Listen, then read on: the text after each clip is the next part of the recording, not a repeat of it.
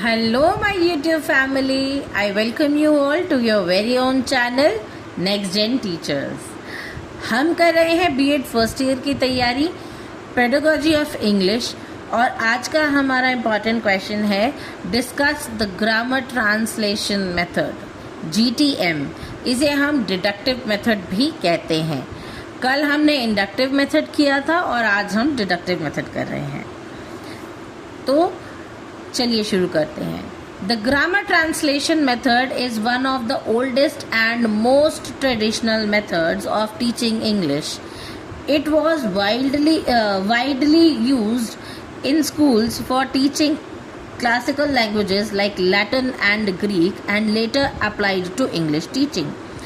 तो ये जो ग्रामर ट्रांसलेशन मेथड है ये बहुत ही ओल्ड मेथड है, ओल्डेस्ट मेथड है, ट्रेडिशनल मेथड है क्लासरूम में बच्चों को पढ़ाने का. ठीक है, ये बहुत ज़्यादा वाइडली यूज़ होता था. बहुत सारे स्कूल्स में ये यूज़ होता था ये मेथड, जो कि बच्चों को क्लासिकल लैंग्वेज जैसे कि लैटिन और ग्रीक ऐसी लैंग्वेजेस को पढ़ाने के लिए स्कूल्स में ये मेथड इस्तेमाल किया जाता था, जिसे हम ग्रामर ट्रांसलेशन मेथड कहते हैं. और अब जो है ये इंग्लिश टीचिंग में भी यूज़ होता है. Now, meaning of grammar translation method. The grammar translation method is a method of teaching a language in which grammar rules are taught explicit and the target language is learned through translation into the mother tongue. The main focus is on reading and writing rather than speaking and listening. तो इस method के अंदर यानी कि grammar translation method के अंदर जो है क्या टारगेट होता है लैंग्वेज लर्निंग का, कि ज़्यादा से ज़्यादा बच्चे जो है रीडिंग और राइटिंग पर एम्फोसाइज करें रादर देन लिसनिंग और स्पीकिंग के.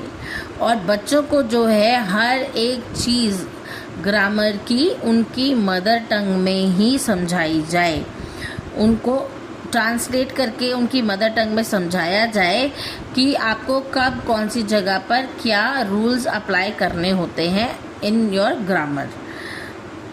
Now main features of grammar translation method, use of mother tongue. The teacher uses the mother tongue to explain meanings and grammar rules.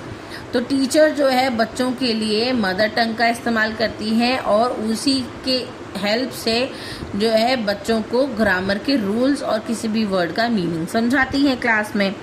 Now emphasizes on grammar rules. Grammar is taught directly through rules and explanations. तो grammar जो है directly rule और explanation से समझाया जाता है, ना कि प्रीवियस मेथड जो हमने पढ़ा था इंडक्टिव मेथड की तरह. यहाँ पर टीचर कोई ज़्यादा एग्जाम्पल्स नहीं देती हैं, यहाँ पर डायरेक्टली बच्चों को रूल समझाए जाते हैं. ठीक है ना. Translation practice. Students translate sentences and passages from English to their mother tongue and vice versa. तो बच्चे क्या करते हैं जब ट्रांसलेशन प्रैक्टिस करते हैं तो इंग्लिश से अपने मदर टंग में सेंटेंसेस को चेंज करते हैं और कई बार अपनी मदर टंग में लिखे हुए सेंटेंसेस को इंग्लिश में ट्रांसलेट करते हैं. इस तरीके से ये अपनी प्रैक्टिस करते हैं इंग्लिश की. Now focus on reading and writing. More importance is giving to reading comprehension and writing exercises. तो इस मेथड में ग्रामर ट्रांसलेशन मेथड में जो ज़्यादा फोकस दिया जाता है वो दिया जाता है रीडिंग कॉम्प्रिहेंशन पे या फिर राइटिंग एक्सरसाइज पे. तो या तो लिखने के ऊपर या फिर पढ़ने के ऊपर एम्फसाइज किया जाता है, फोकस किया जाता है. Now memorization. Students memorize vocabulary, grammar rules and translations. तो बच्चे क्या करते हैं यहाँ पर हर एक चीज़ को याद कर लेते हैं, मेमोराइज कर लेते हैं, चाहे वो वोकैबुलरी हो, चाहे वो कोई नया वर्ड हो, या फिर कोई ग्रामर का रूल हो, या फिर कोई ट्रांसलेशन का तरीका हो. तो बच्चे जो हैं इन चीज़ों को याद कर लेते हैं रादर देन वहाँ अपनी कोई स्ट्रैटेजी लगाने के, उसको समझ के वहाँ दिमाग नहीं लगाते हैं, लेकिन जैसा टीचर ने बताया वैसा ही उसको याद कर लेते हैं. राइट. नेक्स्ट है टीचर सेंटर्ड मेथड. तो ये जो है एक टीचर सेंटर्ड मेथड है, क्योंकि टीचर ये नहीं सोचते कि बच्चों को किस तरीके से, या बच्चे जो हैं यहाँ पर एक्टिव नहीं होंगे तो टीचर सेंटर्ड मेथड ये होता है, the teacher plays the main role and students are mostly passive learners. तो टीचर जो है यहाँ पर मेन रोल करती है और बच्चे जो हैं, स्टूडेंट्स जो हैं, वो पैसिव लर्नर्स होते हैं। वो बस उनको जो टीचर ने पढ़ा दिया, बच्चे वैसा का वैसा ही उसको याद कर लेते हैं बिना किसी किंतु परंतु के। Now procedure of grammar translation method, the teacher explains grammar rules in the mother tongue। तो टीचर क्या करती है, बच्चों को ग्रामर के रूल्स बताती है उनकी मदर टंग में। उनकी जो लैंग्वेज होती है, घर की लैंग्वेज, नेटिव लैंग्वेज, उसमें टीचर उनको ग्रामर के रूल समझा देती है। Now vocabulary is introduced with meaning in the native language। अब vocabulary जो है, वर्ड्स जो हैं, उसको भी टीचर जो है उनकी नेटिव लैंग्वेज में ही समझा देती हैं। Students translate sentences and passages. तो स्टूडेंट्स जो हैं वो सेंटेंसेस और पूरे पैसेजेस को जो है ट्रांसलेट करते हैं। जैसा कि मैंने आपको बताया था कि बच्चे जो है वो ट्रांसलेट करते हैं इंग्लिश से अपनी नेटिव लैंग्वेज में और अपनी मदर टंग से इंग्लिश लैंग्वेज में। तो ये इनके प्रैक्टिस का तरीका होता है। Exercises are given to practice grammar rules. तो एक्सरसाइज भी दी जाती हैं बहुत सारी ग्रामर रूल्स को प्रैक्टिस करने के लिए। Reading passages are explained and translated. तो रीडिंग पैसेजेस जो होते हैं उसको टीचर जो है एक्सप्लेन करती है ट्रांसलेट कर करके, बच्चों की मदर टंग में ट्रांसलेट कर करके बच्चों को टीचर जो है अपना पूरा चैप्टर या फिर कोई पैसेज जो है वो समझाती है। Merits of grammar translation method. Now easy to understand. सबसे पहली चीज़ की बड़ा आसान होता है समझना। तो बच्चों को बच्चों की भाषा में समझाया जाए तो लर्निंग सिंपल हो जाती है, बच्चे उस चीज़ को आसानी से याद कर लेते हैं। नेक्स्ट है strong grammar base. Students develop a good knowledge of grammar rules. तो बच्चे जो हैं ग्रामर रूल को इस तरीके से याद कर लेते हैं, मेमोराइज कर लेते हैं कि उनकी ग्रामर भी इम्प्रूव होनी शुरू हो जाती है। नेक्स्ट है यूजफुल फॉर एग्जाम्स। अब helps in scoring well in written examination. अब जिस तरीके से मैं आपको पढ़ा रही हूँ, यहाँ पर मैं आपको बता रही हूँ कि मैंने आपको सारा कुछ जो है हिंदी में ट्रांसलेट करके बता दिया है। अगर आपको एक बारी समझ आ जाती है तो आपको एग्ज़ाम के अंदर चाहे 4 नंबर का क्वेश्चन आए, चाहे 16 नंबर का क्वेश्चन आए, आप उसको आराम से अटेम्प्ट कर सकते हो। क्यों? क्योंकि आपको जब कोई चीज़ समझ आती है तो आप उसको लिखने पर ज़्यादा प्रॉब्लम फेस नहीं करते, राइट। तो आप उसको बना के भी लिख सकते हो। तो यहाँ पर जो है helps in scoring well in written examinations. Suitable for large classes. अब ज़्यादा बड़े क्लासरूम्स के अंदर बहुत सारे बच्चों के साथ में टीचर जो है बच्चों को उनकी नेटिव लैंग्वेज में ही समझा देती है। तो ज़्यादातर बच्चों को ऑब्जेक्ट्स दिखा के, इमेजेस दिखा के या फिर जेस्चर्स दिखा करके जो है समझाने की ज़रूरत टीचर को नहीं पड़ती।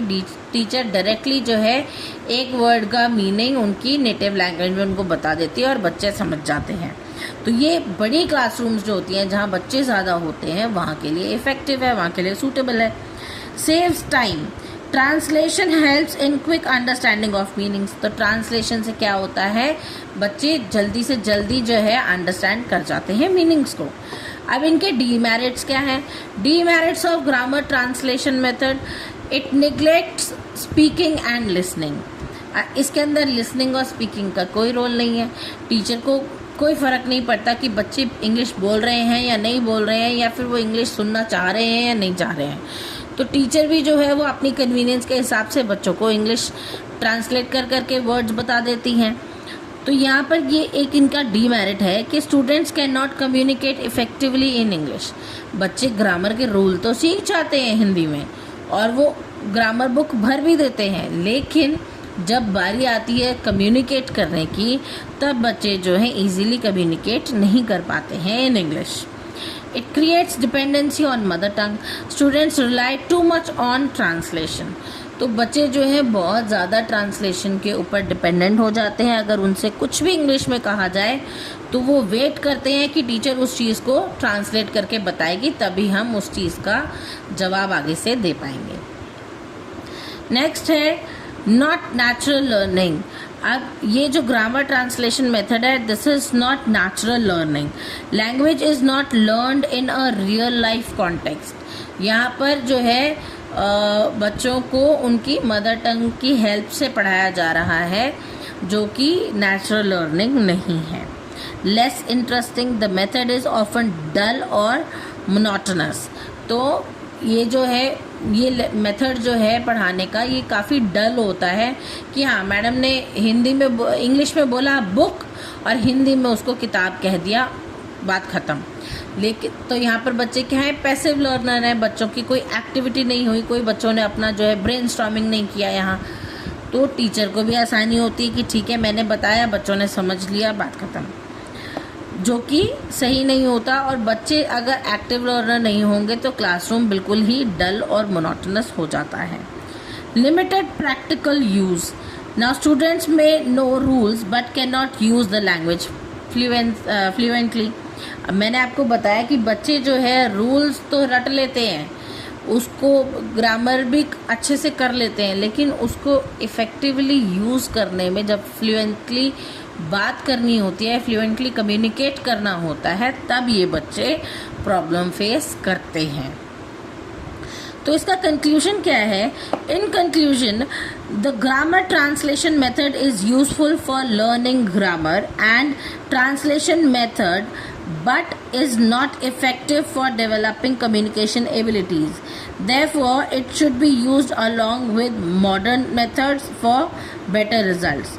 तो ये जो तरीका है ग्रामर ट्रांसलेशन मेथड है, ये ग्रामर सीखने के लिए तो ठीक है, लेकिन जब बात आती है कम्युनिकेशन एबिलिटीज़ की, उनको डेवलप करने की, तो टीचर को जो है उसके लिए और ज़्यादा मॉडर्न तरीके यूज़ करने होते हैं. जैसे कि हमारा जो इंडक्टिव मेथड है, जो कि डायरेक्ट टीचिंग मेथड है, टीचर अगर उसको यूज़ करेगी तो बच्चों की लिसनिंग और स्पीकिंग भी अच्छी हो जाएगी. ग्रामर सिखाने के लिए बच्चों के लिए ग्रामर ट्रांसलेशन मेथड अच्छा है, और जिसके अंदर बच्चे लिखना और पढ़ना सीख सकते हैं. लेकिन जब बात आती है लिसनिंग और स्पीकिंग की, तो बच्चों के लिए इंडक्टिव मेथड यानी कि डायरेक्ट मेथड जो है वो अच्छा है. तो ये था आज का लेक्चर. आई होप आपको क्लास अच्छी लगी होगी. अगर आपको मेरी वीडियोस अच्छी लगती हैं तो please do like, share it with your friends. अच्छे कमेंट्स करके मुझे मोटिवेट करना ना भूलें, और आने वाली और इम्पॉर्टेंट क्वेश्चन की वीडियोस को मिस ना कर दें, इसलिए मेरा चैनल ज़रूर सब्सक्राइब कर लें. मिलते हैं अगली वीडियो में, तब तक के लिए थैंक यू.